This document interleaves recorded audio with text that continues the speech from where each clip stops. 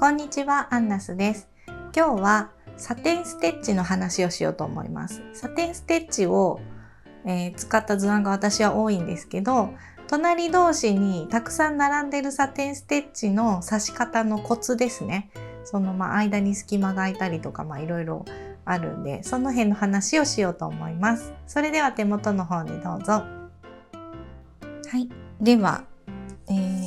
サテンステッチが隣り合う場合、ちょっと隙間が空いてしまうっていう話なんですけど、草花と動物の可愛い刺繍、これが一番私の中の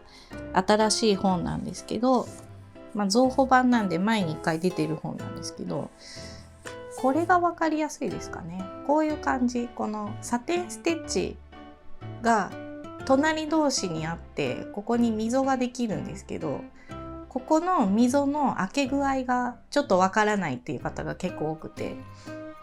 でこれ同じ穴に刺してるんですね。同じ穴なんですけど、やっぱりその刺繍する時に糸を引っ張ったりとか、アイロンかけて布引っ張ったりとかでちょっとやっぱ多少引っ張られてしまう分、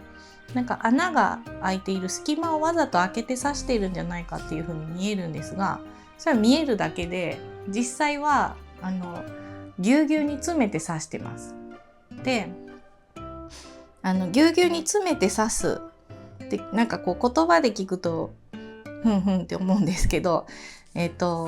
隣の糸と重なるとロング&ショートっていう別のステッチになるんですね。これ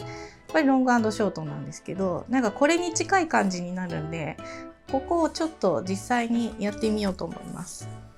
もうあらかじめ刺しておきました。こういうサテンステッチがあるとします。私右利きなんで右から出して左に刺すんですけど、これですね。ここ同じ穴に刺してるの分かります？これをこうやってほんのちょっとだけ開けるとブブーです。 NG。 これはやっちゃいけないです。これやると結構隙間空きます、仕上がった時に。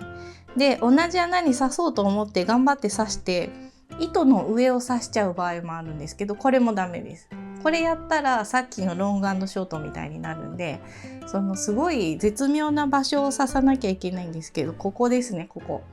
なんかこの最初にサテンステッチでこう埋めたここの穴に狙いを定めます。で、今私右利きなんで右から出してで左にこうやって刺しているっていう手の使い方をしてるんですけど、別に右利きの人でもこっちから出す人もいると思うんですけど、こっから出すと結構難しいんですよね。なんでかっていうと、やっぱりこの糸を割って出てきてしまったりとか、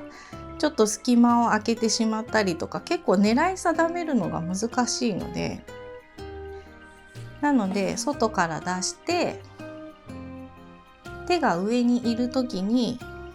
狙いを定めて刺すっていうのがいいと思います。なんか左の人は左から枠はねくるくる回せるんで左から出してこうやって刺すとか、あと図案が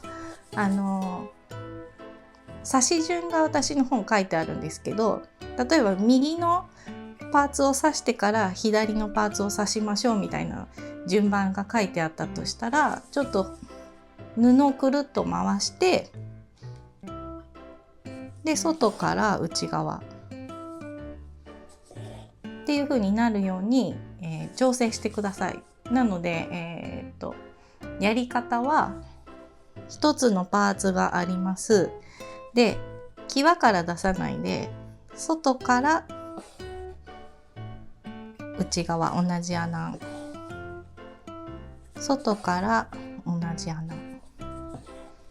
で、もしこういう逆のパーツだった場合はくるっと回して外から内側。でもやりにくかったら戻して、だから本当はこういう図案だけどこっち側左側刺さなきゃいけないってなったら、ちょっとくるっと回して自分が刺しやすい方向に布の向きを変えればいいですね。っていう感じでこうやって刺していくと綺麗にできます。だからここが結構この見てるのと自分でやるのとが結構違ってたりするんで、上手なもう何個も刺繍してる方でも結構ここがわからないっていう人が多いので、是非今日の動画を参考に刺繍していただけたらいいかなと思います。以上です。